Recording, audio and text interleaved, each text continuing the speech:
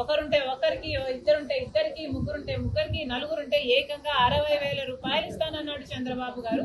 ఇది నేను చెప్తున్న మాట కాదు, చంద్రబాబు గారు ఎన్నికల సమయంలో ఆయన మాట్లాడిన మాటలు ఇవి.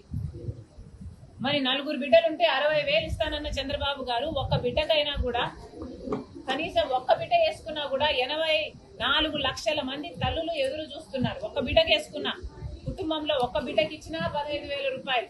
మరి చంద్రబాబు గారు ఇంతవరకు ఒక్క తల్లికి కూడా తల్లికి వందనం పథకం కింద ఒక్కరికి కూడా ఇచ్చింది లేదు.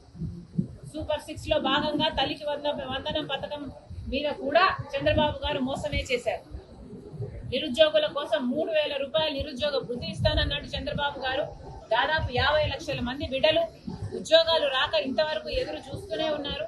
ఇప్పటికీ కూడా చంద్రబాబు గారు అరచేతిలో వైకుంఠం అన్నట్టు 3D గ్రాఫిక్స్ లో సినిమాలు చూపిస్తున్నారు, మంచి మంచి మాటలు చెప్తున్నారు, కానీ బిడ్డలకు ఉద్యోగాలు అయితే ఇంతవరకు వచ్చింది లేదు.